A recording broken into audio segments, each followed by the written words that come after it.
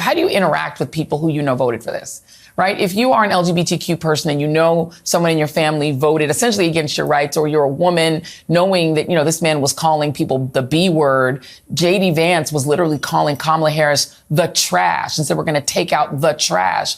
I know a lot of Black women were incredibly triggered by that.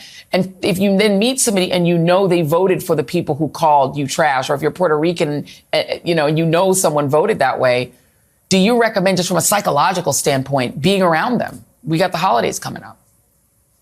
So I love that you asked this question because, there is a push, I think just a societal norm that if somebody is your family, that they are entitled to your time.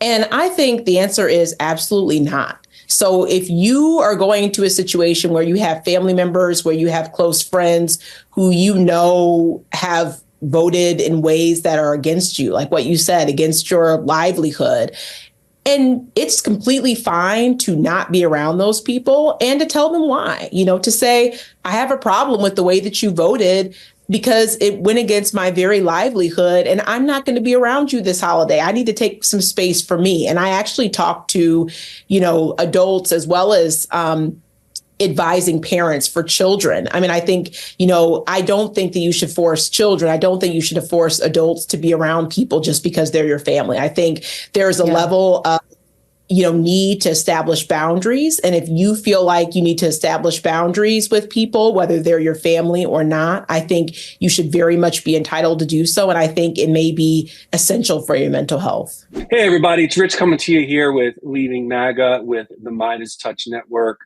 As I had mentioned in a recent promo video we did, we are still doing our videos for those to highlight those who left MAGA, but we are also adding to that a series of videos of friends and family who left MAGA. So make sure you subscribe so you don't miss any of our updates coming up. I just want to thank everybody, as always, for all the engagement, all the comments with all the videos we've been doing with Leaving MAGA. So I want to just mention how I met our guest today. Her name is Megan Seivert. She's in Pennsylvania. I had put out on my socials that I wanted to speak with friends and family of those who have, or of those who are in MAGA. And I did expect to get a response, but it has been completely overwhelming and humbling just how many people have actually reached out to us. So I want to bring Megan in. I want to thank her for joining us today. Hi, Megan. Appreciate you being here. And let me just preface by saying I know that these conversations are really difficult, and I thank you. And on behalf of all of us here at Leaving MAGA and MeidasTouch, we really appreciate that you are doing what I see as an invaluable public service and a very selfless act.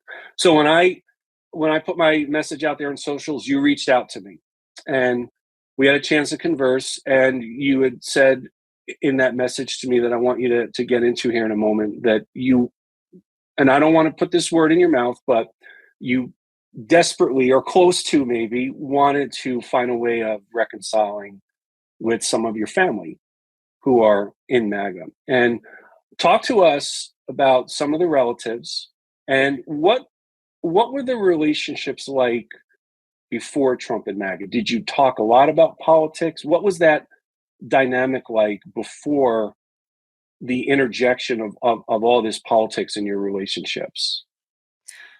Yeah. So I think we didn't really talk about politics specifically. I think at some point growing up, I realized that, my dad's side of the family, my parents are divorced, but like my dad's side of the family, votes Republican, and they just, that's what they do.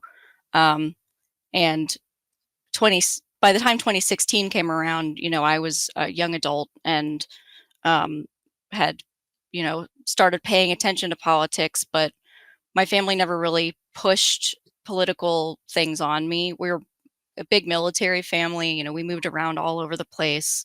And as much as, we had that love of the military and, love of our country kind of thing going on, bit of pride there. None of it was ever politics related. It was never about the actual politicians and the political side of things. It was like serving your country and that part of it. But as a young adult, I started paying attention a little more.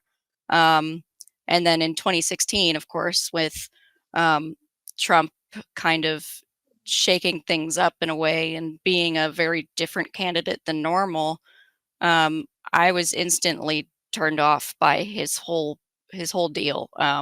I wasn't a huge fan of Hillary, but I like Bernie.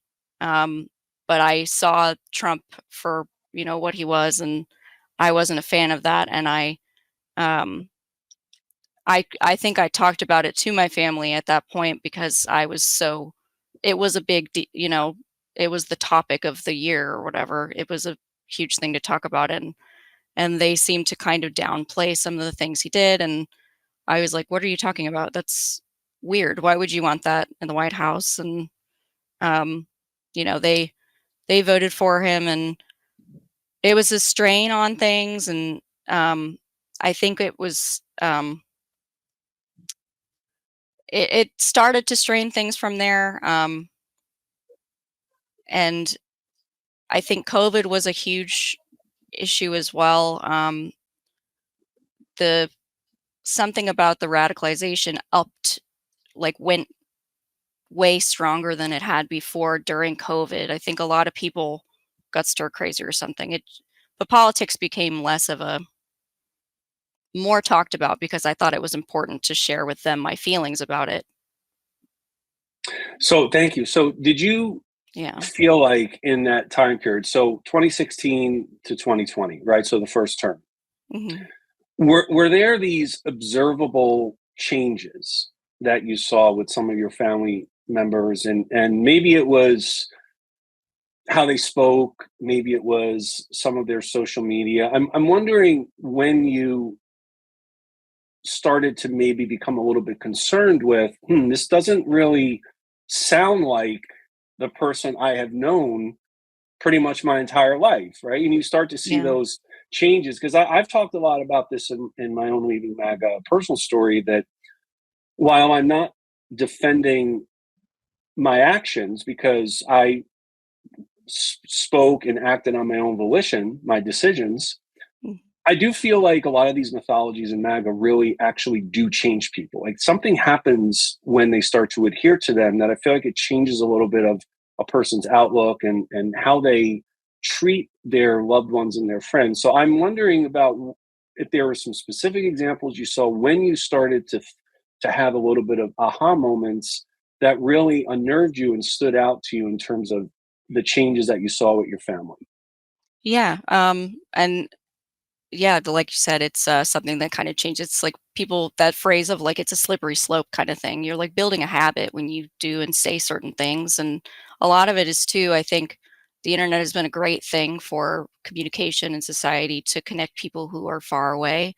But also it's easier to say and do things online than it is to do it in person to someone's face. I think a lot of hateful things are said online and spread online that shouldn't be. And that was kind of the first few things that I started seeing, like from my dad, that were like, I was like, you're not that kind of person. Why would you say that online when you wouldn't do that in real life? Some of the memes, like I love a good meme. I'm a very online person. I'm a gamer. And I love a good meme, but some of the right camp meme, jokey memes that they made were very gross. Some of the ones about Hillary were really terrible and hateful and mean. And then, they do the same thing about like Nancy Pelosi. Usually it's women, which also doesn't sit right. But it would be these jokey things that were posted on like social media that I was like, you're sharing this with your friends and family, and I'm also on here, and I don't like it. And I think at one point I would speak back every once in a while when it was like very outwardly like homophobic or transphobic, and I would say like, why are you posting this? Like don't do that. You don't know what you're talking about. Like I don't know. But that was kind of the first indicator. And then it got worse during COVID, especially with a lot of the conspiracy theory type stuff. And then January 6th too, even to there were some bad posts made. So there's this conversation that I feel like is an ongoing one about, and it's particularly pertinent to my own story, Mhm. which is I tell everyone I was in MAGA from 2015 to 2022. Mhm. And it was in August of 22 when I said, I can't do this anymore. I'm out. I cannot support and defend the indefensible any longer. So there is this conversation about, why did it take so long for this to happen? Why didn't Charlottesville do it? Or why didn't COVID do it? Or why didn't January 6th do it? And again, it's not here to defend myself in any way, Megan, but it is something that I really want to stress and emphasize, that people decide to leave when it's the right time for them, because maybe they just hear one lie too many, or there's one avoidable unnecessary death too many. And it's not that I want to speak for any of our viewers, but I know it comes up a lot in the comments section here about those wondering, well, you've got your dad, and why wasn't COVID enough? Why wasn't January 6th enough? And maybe you've thought that at times, maybe others have wondered that, but do you feel like, as you watched over time with your family, and in particular your dad, was there ever this sense, or maybe you have it now, that there's not going to be a way to restore the relationship? Because I think one of the reasons I would imagine wanting to do this testimonial is you don't want that to be the case, right? You don't want there to be a hopelessness or a despair. You want to try to rekindle as much as possible the relationship that you had before 2015 and 16, I would think. Yeah. I mean, yeah, I think there is hope there. Because like I said, it's my family, like they're very smart, they're very caring, and this could happen to anyone. And that's what a lot of times I try to tell people is, like, they're like, well, those people are so stupid. And I'm like, you don't have to be stupid to be drawn into what is Right. essentially a cult. Like, it's like people who study cults know that that's the case, and they know it. And I think there's hope there. I mean, our relationship is pretty stable right now. I mean, when he got further on to posting things about, like, COVID and January 6th, that was the last straw for me. And I, kind of cut him off at that point. And I think that did kind of set a rule there. It's like, you're doing something that's like crossing a line very severely. And I'm going to tell you that because I love you and I care about you. It's not because I'm trying to say I told you so. It's because I love you. And I don't want to see you do this to yourself and to the people around you. And I think that kind of, he stopped posting a lot of those terrible things. I think he's still maybe in that zone of, like, still voting Republican because he's always voted Republican. And I think he did. I don't know for sure because I didn't talk to him about it. I think he still voted for Trump this year. Um, and, if he did that, that really hurts. But I think there's hope there. I think with this new term, there are going to be a lot of things that happen that people can't deny are the fault of Trump's administration. They'll hopefully be able to, if we give them a little grace, because I think that's a big thing too, is not being ready to shove your finger in someone's face and say, I told you so. That doesn't really help us move forward as a country. Like, what would help the most people as possible, you know, to for us to be a loving and accepting community again. And I, I would love to live in a world where I don't have to pay attention to politics and be relaxed. But, it'll be another 4 years of me being stressed out, so stressed again. Um, and, maybe maybe during these 4 years, we can try to have those conversations and make a difference, like, to help bring people back into reality, you know. Well, I'm really glad that you said about refraining from "I told you so," because I've been posting that all over my socials recently. Yeah. Because to your point, there is a lot that's going to happen in the next 4 years where I do feel like a lot of people who, out of a sincere desire to see the country be a better place, Hmm. supported Trump. And I don't want to ever judge anyone for how they voted, but I do think that it's not going to be just disappointment. There are going to be specific happenings and policies where there's going to be that buyer's remorse. Yeah. And as that happens, I'm thinking about your dad. I'm thinking about another testimonial we had recently. It's going to be dropping soon with a lady and her best friend of Yeah. 3 decades. 3 decades. It's like Wow. you're talking about not just these acquaintanceships. We're talking about parents and children and best friends of many, many years. Yeah. And I do think it's going to happen where people are just going to say, this isn't exactly what I wanted. And it's easy to say, I told you so. But the question is, what is actually going to be gained saying that to them? Because if our goal is to really empower people to leave MAGA, we want to try to find a reconciliation with their friends and their family. Hmm. All the "I told you so" is just going to push them right back in when we're trying to extract them out. And I promise everyone who challenges me a little bit on that, I appreciate that people may respectfully disagree with what I'm saying and what you are saying now, but I would rather that we not have to find that out in Yeah. real time, right? I would rather that we not have to go through the "I told you so." When there's doubt and there's remorse, that's an opportunity for us. Hmm. We've got an exit ramp. Now, I don't want to volunteer you for this one, Megan, but I'm thinking that you obviously had an impact because your dad stopped posting. Yeah. That means something. So just maybe your dad might eventually leave MAGA. That could happen, right? Yeah. Because you've created an opening.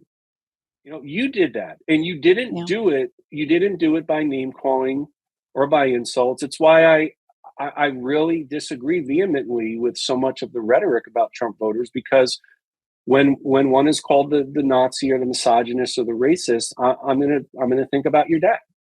Yeah. I'm gonna It's think about siblings and best friends. Like, that's who I'm gonna think about and of course I know there's bad people in any large group, but the ones we're talking to, your dad is. I don't even need to know your father, just listening to you to know that he's a good man deep down. There is a yeah. goodness in him, and that's true, I think, of most people in the MAGA community.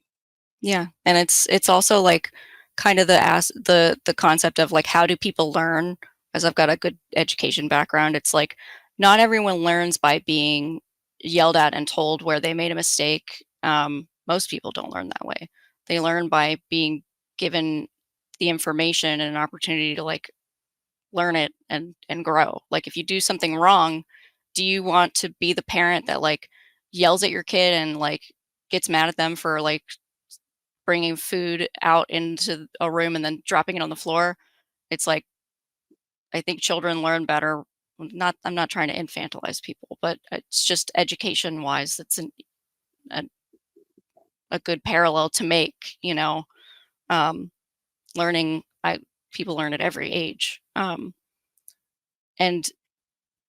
people learn best with positive reinforcement, not being yelled at. Everybody knows a manager at a job you had, or a teacher that was just so mean and cruel about the way that they manage their employees, or you know teach people in a classroom. And do you remember those as good teachers? No. Do you like those teachers? No. Or those managers? No.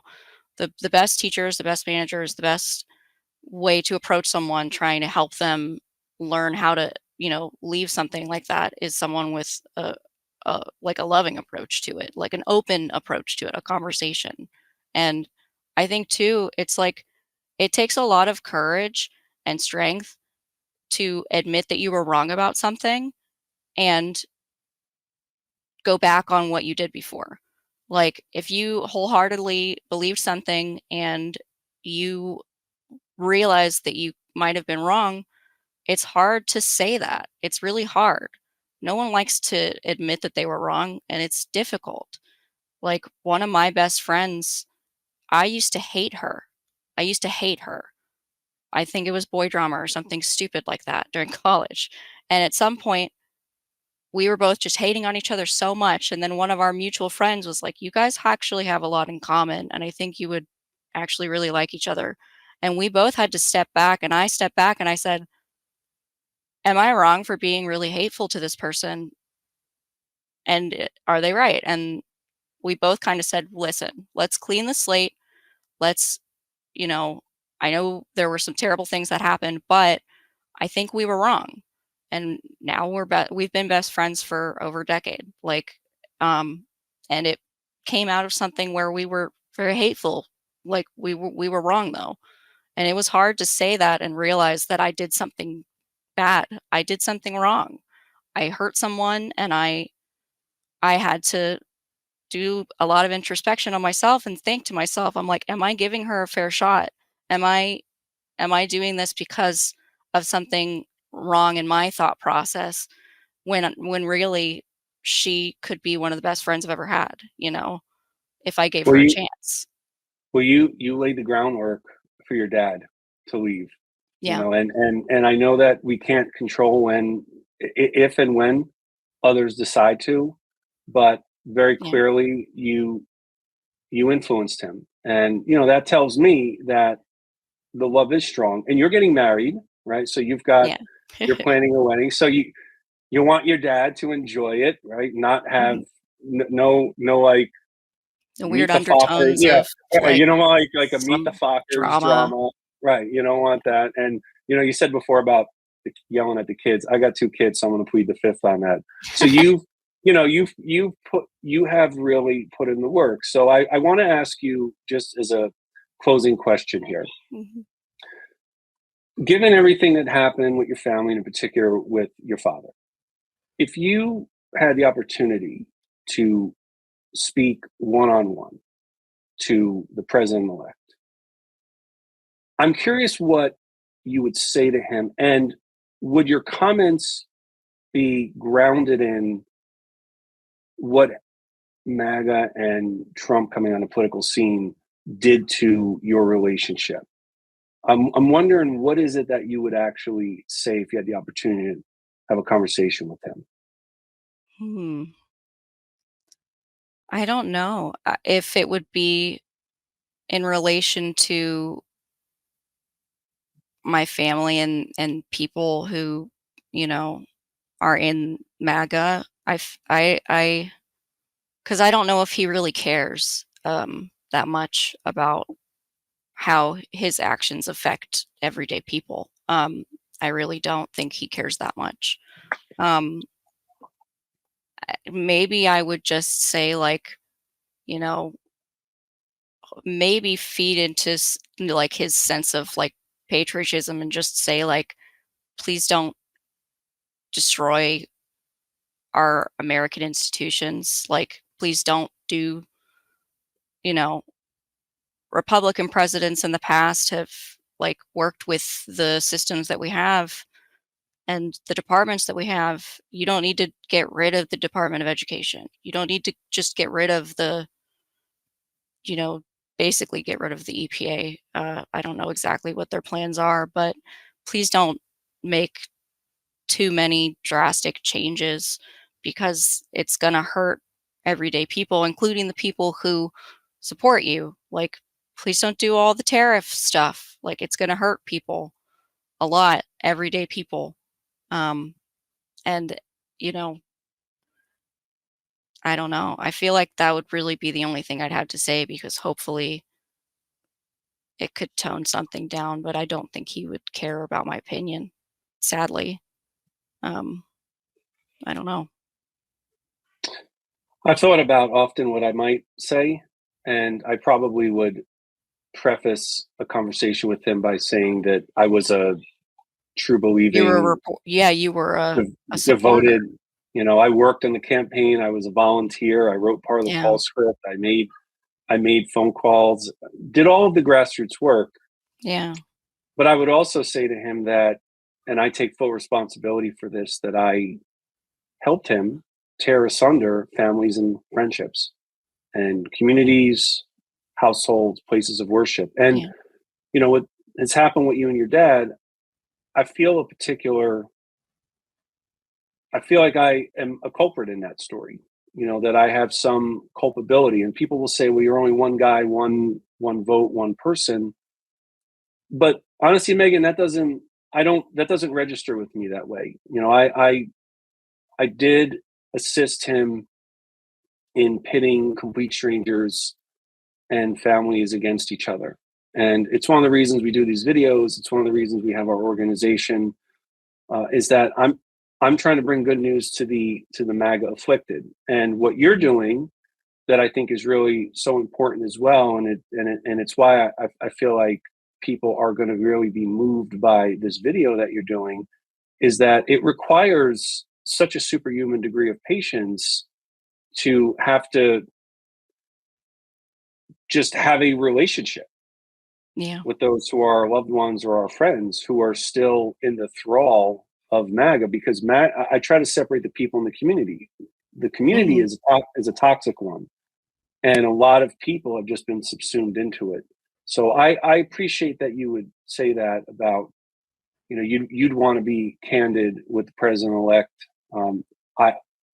I'd want to be, but our experiences are different, and I can appreciate that. So tell us real quick, when's the big day?